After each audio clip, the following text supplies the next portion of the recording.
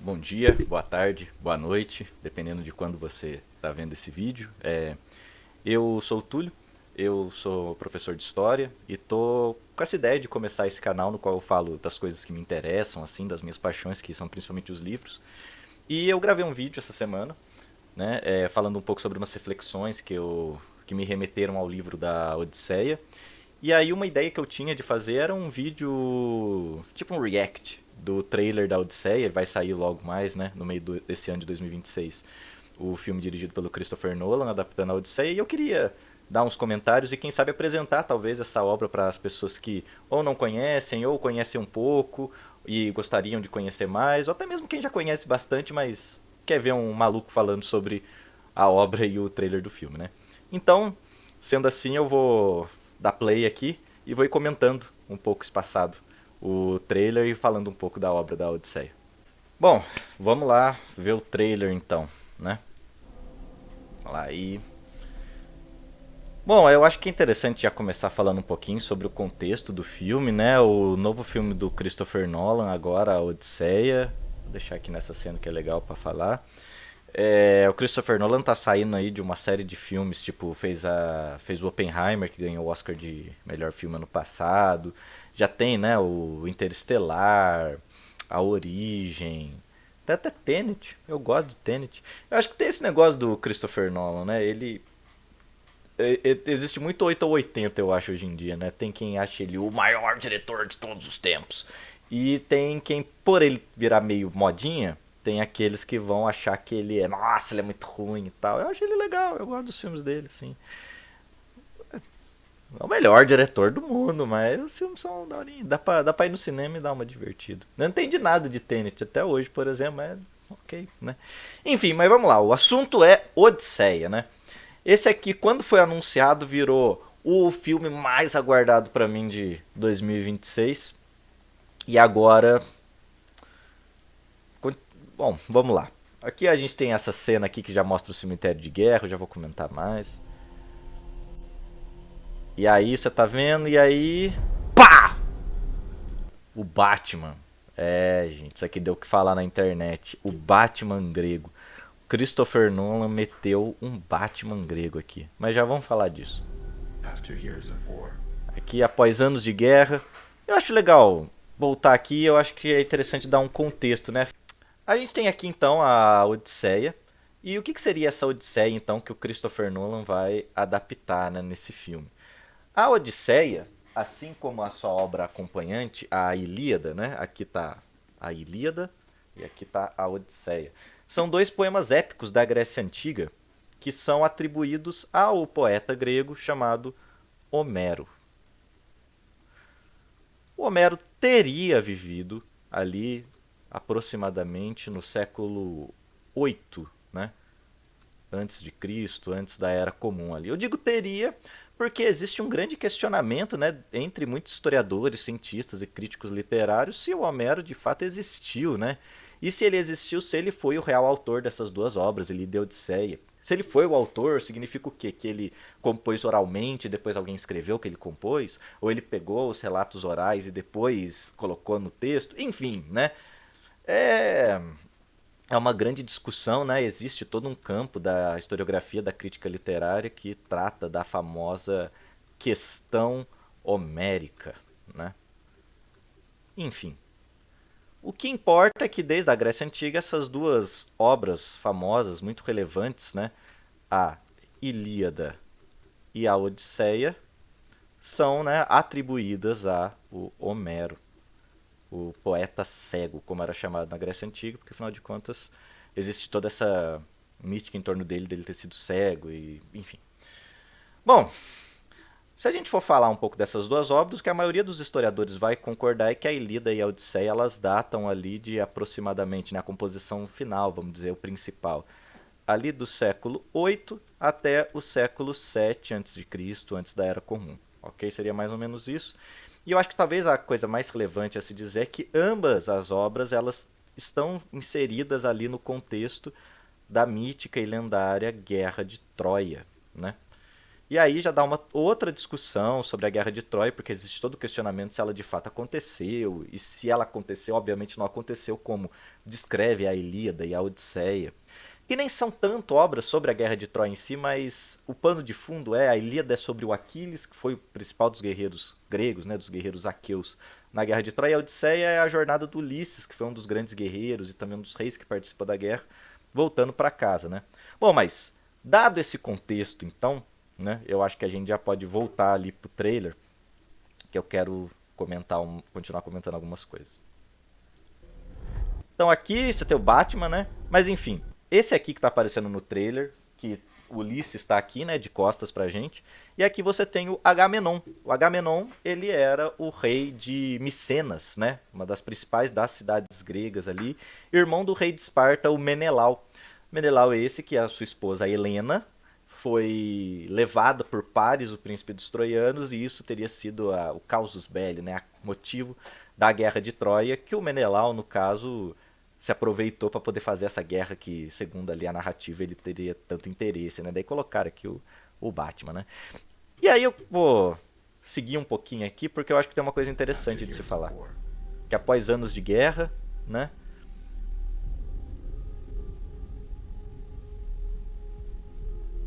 No one could stand between my bed and home. E a casa. Bom, aqui eu acho que tem uma coisa que já dá pra gente falar. Duas coisas, na verdade, que eu queria comentar aqui. Primeiro, essa questão da casa, né? O que, afinal de contas, é a Ilíada e a Odisseia, né? Aqui eu até coloquei um mapa mostrando a jornada de Ulisses, né? De volta para sua casa. Ele leva 10 anos na guerra, depois 10 anos para voltar. Então, a Guerra de Troia em si, ela é uma narrativa. A Guerra de Troia, não, perdão. A Odisseia é uma narrativa que os gregos eles chamavam de nostos, né? Que seria uma narrativa sobre retorno, né? Sobre voltar para casa. O herói, após o seu grande feito, deve enfrentar grandes desafios para voltar para o seu lugar mais desejado, que é a casa. E é muito interessante quando a gente vê isso, porque quando você vai lendo a Odisseia, você percebe que o Ulisses, né, o Odisseu, não consegue voltar para casa de jeito nenhum, né? Enquanto todo mundo voltou já. Todos os envolvidos voltaram para casa, alguns tiveram excelentes retornos, tipo Menelau, rei de Esparta, que voltou com a Helena de Troia, agora a Helena de Esparta de novo, e tá tudo bem. Ou Agamenon, né, que voltou para casa e a esposa dele, a Climnestra, matou ele, né? Mas tiveram seus retornos, seus nostos, eles conseguiram nostos. Ou tem aqueles que não tiveram nostos, como Aquiles, que morreu na guerra de Troia, então ele nunca conseguiu realizar o seu nostos. Só que o Ulisses fica 10 anos tentando o bendito do retorno e não consegue de jeito nenhum, né? Eu gravei um vídeo até, eu já falei, sobre uma reflexão sobre essa questão do nostos na Odisseia. Mas enfim. E aí aqui, voltando pro trailer, a gente tem, né? Opa, calma aí, Tom Holland. A gente tem aqui o Ulisses com seus homens desejando voltar para casa, e aqui aparece o que eu creio que seja Ítaca, né? Ítaca é a ilha, a região em que o Ulisses é rei, né? A casa dele, para onde ele quer voltar, pro seu lar. Aí aqui, já aparecendo Ítaca, a gente tem aqui o que ele tem em casa que ele deseja tanto, né? Você tem aqui o filho do Ulisses, o Telêmaco, e aqui a esposa dele, a Penélope.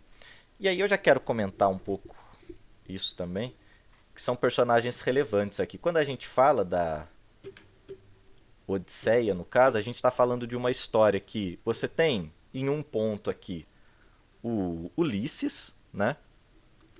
O nosso herói da história, o herói astuto, né? Ou como também seria mais correto, eu diria o Odisseu, né? Como ele é chamado em grego, mas aqui em português, por causa do latim, né? Foi traduzido para Ulisses. Mas quando você pensa na casa dele, você tem duas outras figuras aqui, que seria o filho dele, né? O Telêmaco, e a esposa dele, a Penélope, a mãe do Telêmaco, que são personagens importantíssimos para a obra, porque afinal a obra se divide entre a parte em que o Odisseu está tentando voltar para casa e a casa dele, né? Você tem aqui o Telêmaco e a Penélope, respectivamente o filho e a esposa do Ulisses. E aí tem uma coisa curiosa aqui entre os dois, porque quando você vai ler a Odisseia, você pode ser que alguém tenha dito que era o retorno de Ulisses para casa, as aventuras dele, e você vai com aquela ideia de que é uma sessão aventura depois da outra. Mas não é bem isso, né? A Odisseia, no caso, ela é composta de 24 cantos, 24 partes, né? Só que desses 24 cantos, os 4 primeiros são sobre o Telêmaco. E o Telêmaco tentando lidar com o BO, que é o pai dele tá 20 anos sem voltar para casa, então a mãe dele tá solteira, né? E aí aparecem vários pretendentes. Pretendentes esses que estão tentando conquistar a mão da mãe dele em casamento, só que eles estão fazendo isso sendo os hóspedes mais folgados da história da humanidade, porque estão acabando com tudo na casa do cara, esperando a Penélope se decidir. Aí a Penélope fica. A Penélope é fogo, essa parte. Eu sempre acho engraçado isso. A Penélope, para enrolar os pretendentes, né? Ela fica tecendo uma túnica, né? Tipo uma túnica ali, que seria a túnica mortuária do marido dela. Do marido não, do sogro dela, o pai do Ulisses, né? Só que o cara tá vivo. Então, tipo. E aí o que acontece? Todo dia ela fica lá tecendo. Por anos, tá? E aí, toda vez que acaba o dia, ela vai lá, aí ela desfaz tudo que ela teceu, aí no outro dia ela começa a tecer de novo. Ela fica enrolando os caras, literalmente tá enrolando os caras, né? Enfim, aí boa parte da história é isso. E aí tem até. Olha, eu pulando e voltando, esse act aqui vai ficar caótico, né? Tem mais algumas figuras aqui, além dessas que eu mencionei. Uma outra personagem importantíssima aqui para a história vai ser a deusa Atena, que aqui está sendo interpretada pela Zendaya. E curiosamente, né, durante a história, um dos personagens com quem a Atena mais tem ali cenas, né, momentos, é exatamente com o Telêmaco, né? Eu acho que o Christopher Nolan fez de caso pensado. Que belezinha, né? Enfim, na história eles não estão apaixonados não, tá, gente? Mas eu só tô fazendo uma piada aqui. Bom, e aí você também tem outros personagens que não aparecem no trailer. Por exemplo, a Athena não aparece no trailer, mas já tem essa foto. E digo-se de passagem, o design de produção tá um negócio, né? Mas eu vou comentar mais sobre isso.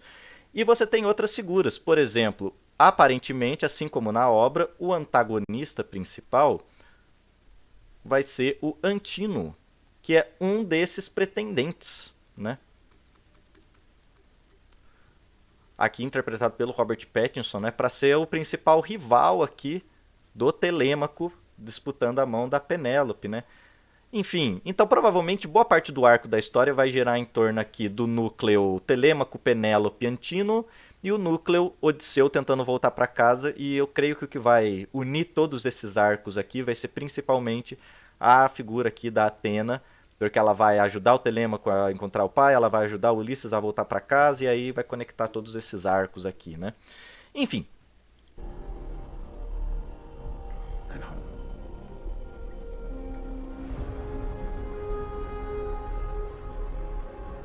Not even me. Bom. Assim. O Ulisses não queria falar nada, não, mas um pouquinho, tá? Vai ficar um pouquinho na frente, sim. É, né? Vai ficar um pouquinho na frente, sim. Bom, mas vamos seguindo aqui que tem uma coisa que eu quero comentar no trailer. Eu queria chegar nessa parte para falar sobre o assunto. Vai agora. De Christopher Nolan. E aí vamos conversar um pouco sobre o Sr. Christopher Nolan. E eu vou voltar especificamente nessa cena aqui, que o Agamenon tá aqui de frente com o Ulisses. E vamos falar da polêmica agora que deixou os historiadores de cabelo em pé. Né? Que é o seguinte, né? Eu vou... Experiência pessoal aqui, tá, gente? Experiência pessoal. Eu fiquei muito empolgado quando anunciaram o filme. Que o Christopher Nolan ia fazer Odisseia. Eu fiquei, nossa, é isso. É o filme da década, né? E aí saiu essa foto aqui. Estou mostrando aqui agora do Matt Damon como o Ulisses, né? Como o Odisseu. Eu olhei isso aqui e aí já foi lá pra baixo, né? Minha alegria. Já foi pro saco. Porque, tipo, a roupa mais genérica possível. Aí eu olhei isso e falei, poxa, eles vão fazer aquelas coisas genéricas de capacete grego e tal. Que a história da Guerra de Troia se passa... Tudo bem, a Guerra de Troia não foi exatamente como diz no mito, na lenda e tal. E a Odisseia é um conto épico, não é real. Mas não importa, porque a época existiu. E na época do fim da Idade do Bronze, quando essa história se passaria, se fosse real, você tem vestígio arqueológico de armaduras, de objetos e tal. Aqui, por exemplo, essa armadura aqui é o Panóplio de Dendra. É uma armadura da Idade do Bronze. E esse capacete, inclusive, esse capacete feito com osso de chifre de javali, né? Inclusive é o capacete que a Odisseia aqui descreve que o Ulisses tem. O capacete do Ulisses é assim, né? Então eu tava esperando isso aqui. Tá, eu não tava esperando isso aqui, mas fiquei um pouco chateado, fiquei. Meu lado nerd gritou? Gritou, porque daí eu até fiz um desenho aqui em que eu fui, né? E se o Ulisses fosse fiel historicamente? Daí eu fiz esse desenho aqui. Eu não tô dizendo que o desenho é bom e tal, mas tipo, foi como eu fiquei assim quando saiu essa imagem aqui, né? Eu não aceitei. Aí eu pensei, bom, mas tá bom, imagem genérica e tal, tá de boa, né? Só que daí saiu essa foto aqui, do trailer, né? Aí eu olhei essa foto e eu falei, ah, não. Gente, é uma gangue de motoqueiro foi lá, né? O motoclube foi lá numa floresta lá, foi lá numa roça que tinha plantado eucalipto, sabe aquelas florestas de eucalipto que o pessoal, as empresas de papel plantam para reflorestar? Foi lá, foi a gangue, não, gangue é um termo, vamos lá, um motoclube guerreiros gregos. Foi lá, vamos tirar uma foto muito louca, mano. Aí tirou lá o motoclube lá. É isso que parece, entendeu? Tipo, os caras usando calça.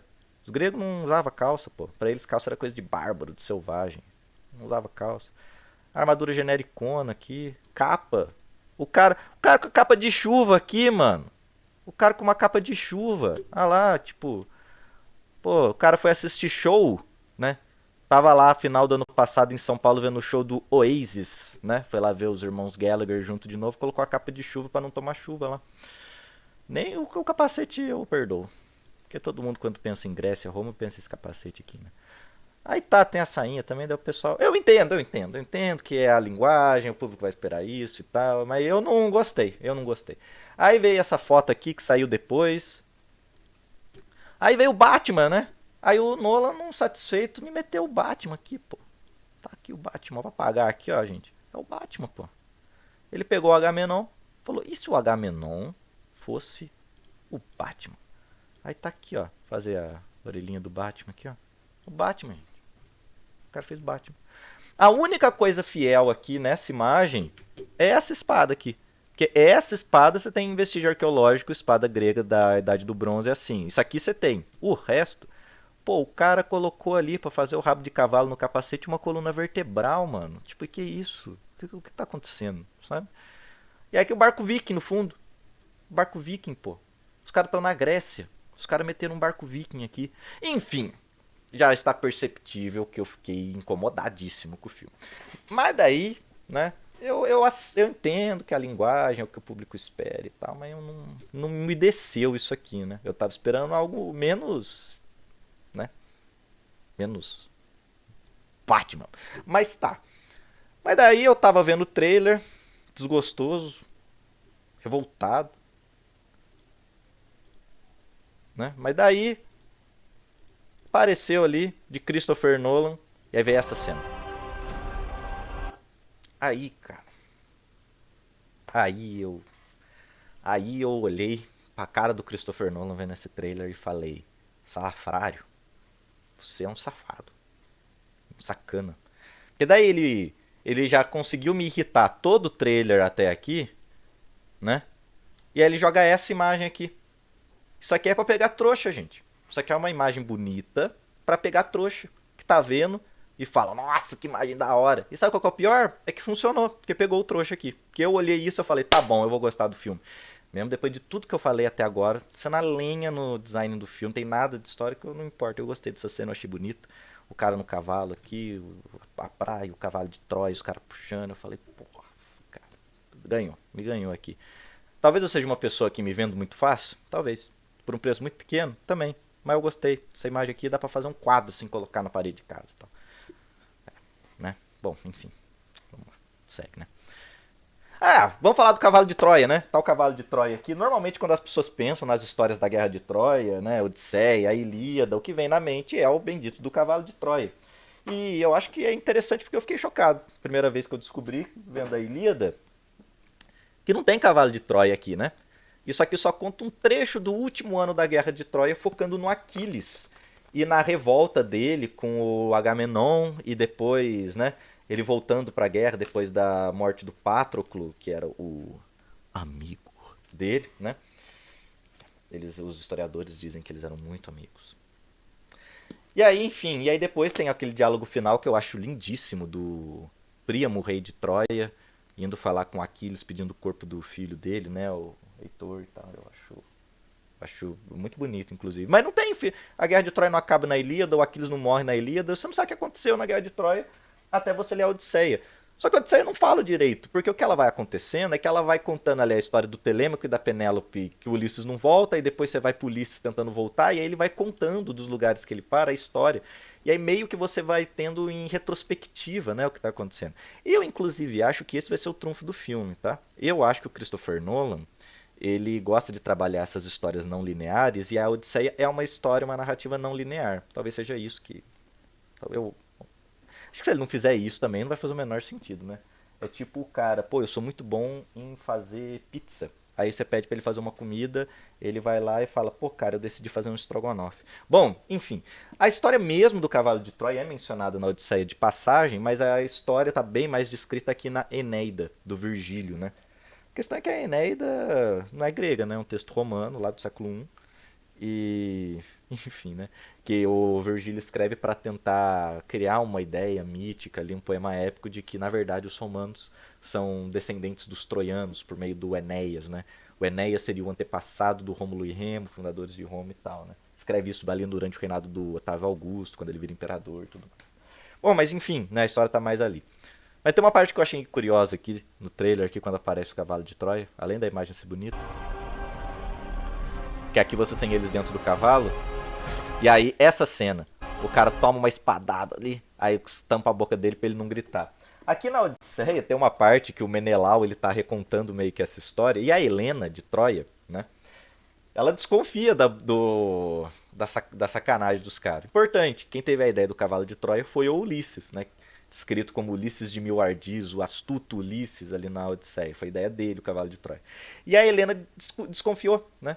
E aí ela foi lá perto do cavalo, já sacando que era zoado, era historinha só. E ela começou a imitar a voz das esposas dos soldados, pra eles... Nossa, eu vou ter que sair pra falar. E aí tem um cara que vai, ouve a voz da esposa e fala, eu quero falar com ela. Daí os caras tem que tampar a boca dele pra ele não entregar o jogo, né? Aqui não é bem a esposa dele que tá chamando, né? Mas enfim. Aqui eu acho que a cena que ganhou também o trailer é o Ulisses. Aí vai mostrar um pouco das aventuras dele. Eu vou deixar passar, mencionar, depois eu vou narrando umas coisinhas. Aqui é o encontro dele na caverna do Polifemo, Ciclope. Aí aqui é ele no Hades, né, indo falar com os mortos. É uma cena muito marcante da Odisseia também. Aí aqui é ele numa tempestade marítima, onde também vai ter uma questão ali que eu acho que o Nolan vai adaptar. Eu já vou até falar um pouco sobre isso. Eu vou voltar aqui um pouco. Aqui a gente tem uma cena, eu achei muito legal isso, quando o Ulisses entra na caverna do Ciclope, o Polifemo, né? E aqui o Nolan vai fazer o Ciclope prático, vai botar um humano ali com maquiagem de um olho só, isso aqui vai ficar incrível e tal. E aqui voltando pro mapa, né, pra gente visualizar um pouco melhor, o Ulisses ele vai sair aqui de Troia, né? Depois de 10 anos de guerra. Aí ele vai pra Ismaros, aí a tripulação dele vai, né, entrar em guerra com os Cícones e tal. Aí o vento vai tirar ele para fora de rota no Cabo Maleia, aí ele vai enfrentar uma tempestade de 10 dias em Cítera. Aí ele vai aqui para a terra dos comedores de lótus, né, onde os companheiros dele ficam inebriados, ficam viciados na flor de lótus, eles têm que sair. Aí eles recebem ali de presente, né, num dado momento da viagem, o saco dos ventos, né? Aí o rei que dá o saco do vento para ele fala: "Mano, não abre o saco do vento que você vai perder o vento". Aí os caras falam, beleza. Aí os companheiros do Ulisses falam, mas será mesmo que se a gente abrir o saco, vai? É engraçado que a história é assim. Toda vez que eles vão pra algum lugar, os caras falam, mano, não faz tal coisa, beleza? Aí todo mundo fala, beleza. Aí vai lá, os tripulantes, junto com o Ulisses, falam, mano, mas e se a gente fizer o que falaram pra gente não fazer? Não vai dar ruim, né? Vai dar ruim. Pois bem, aí eles vão aqui pra ilha do Cíclope e o Polifemo. E aí tem uma cena famosa até, né? Essa cena do Ulisses com o Ciclope, né? Que ele entra ali na caverna, né? E aí eles descobrem que na verdade essa caverna é habitada por um ciclope gigante, que é filho do Poseidon. E aí o ciclope vai devorar todo mundo, né? Vai fazer todo mundo de janta. E aí ele vai ser cortês e vai deixar o Ulisses por último. Aí ele pergunta o nome do Ulisses. Aí o Ulisses fala que o nome dele é ninguém, né? Aí, em dado momento, o Ulisses cega o ciclope Polifemo. E aí, quando ele começa a gritar, os outros ciclopes vão ir ajudar ele e perguntam o que aconteceu. Aí ele fala, ninguém me feriu. Aí os caras, então beleza, pô, ninguém feriu você. E aí tá, né? Aí o Ulisses vaza depois, né? Só que daí o Ulisses arrogante, a ubris, né? Que os gregos alertam a gente contra a ubris, o orgulho. Ele, quando tá indo embora, fala, e digo mais, meu nome é Ulisses, sou o rei de Ítaca. Aí o Polifemo era filho do Poseidon, ele reclama pro pai dele, né? Só que o Poseidon é deus do mar, né? E o Ulisses, gente, tá indo embora de barco. Aí é fogo também, né? O cara ir embora de barco, o Poseidon tá lá e fala, putz, você cegou meu filho, mano, deixa eu ser então. Aí o Ulisses vai se ferrando o resto da viagem inteira, volta, né? Só ele, no final, volta porque o resto tudo morre no meio da viagem, né? Enfim. Mas aqui você tem o Ciclope. Então, essa cena eu não me identifiquei. Não sei se eles estão fugindo do Ciclope. Não sei se eles estão na Ilha dos Comedores de Lotus. Se essa flor aqui é Lotus. Não dá pra ver direito. Essa cena eu acho muito legal. Que é quando o Ulisses ele vai ao Hades, né? Falar com os mortos. E essa cena aqui eu achei que ficou incrível, né? Assim, de verdade mesmo. Aqui até, você vê, ele tem uma passagem aqui. Depois de encontrar a Calypso, né? Quer dizer, depois de encontrar a Circe aqui, que transforma a tripulação dele em porco, eles vão ali no mundo dos mortos tentar, né, pedir orientação para como voltar para casa, e aí lá eles encontram várias pessoas, né? Lá o Ulisses descobre, na verdade, que o Menelau voltou são e salvo para casa, só que o Agamenon não conseguiu realizar o seu Nostos, mas a esposa dele, a Climnestra, matou ele, né? E aí ele encontrou Aquiles, e tem uma cena muito legal, eu acho que é uma das cenas mais legais, eu falei isso lá na minha reflexão da Odisseia, quando o Aquiles fala, melhor seria eu ser um servo em vida do que ser rei aqui entre os mortos, né? É uma reflexão interessante, tipo, grande guerreiro que queria honra e glória, se ele pudesse voltar atrás, não teria, não gostaria de ter tudo isso, né? E aqui é uma cena muito bonita também, que é quando o Ulisses encontra a mãe dele, né? Que morreu de tristeza porque o filho não retornava para casa. E o visual, aqui aí tá, eu fiquei reclamando do design do filme o tempo todo, mas tá bonito. Tá da hora essa cena aqui, vai os mortos subindo assim no Hades e o Ulisses falando com eles, tá da hora, tá da hora. Não, beleza. Boa, Christopher Nolan. Em julho. Aí aqui, nessa parte da tempestade marítima que eu falei, né? Você vai ter aqui alguns momentos que isso pode ser. Talvez seja a tempestade de 10 dias ali em Cítera, né? Pode ser que seja aqui, não sei. Ou pode ser aqui também a Scylla, né? O monstro e Caríbides, né? Que é aquele monstro barra um turbilhão no mar que ele tem que atravessar aqui, né? Então, pode ser essa parte. Eu acho que o Nolan vai tentar trazer um certo realismo para esse mito em que vai, né, transformar esses monstros talvez em criaturas, esses monstros em fenômenos da natureza, não sei, né? Mas eu acho que vai ser algo assim, né? Ou pode ser também a cena com as sereias, que é essa cena, né, onde essas sereias, que não são sereias exatamente da forma que a gente pensa, que o canto delas hipnotiza os soldados. Se eles ouvem o canto, já era, né? São enfeitiçados por elas. Aí o Ulisses faz o seguinte, ó, vamos fazer um negócio? Pra elas não me enfeitiçarem, eu vou ouvir, mas me amarra no barco e vocês vão colocar cera no ouvido. Então vocês não vão ouvir o canto delas, eu quero ouvir, mas eu não vou até. E aí, a armadilha delas, porque eu vou estar amarrado. É uma cena muito legal também da obra, que mostra um pouco dessa engenhosidade, né, dessa inteligência do Ulisses, que é uma característica importante do personagem, né? É ele ser safo, no final das contas. Vamos voltar lá pro React.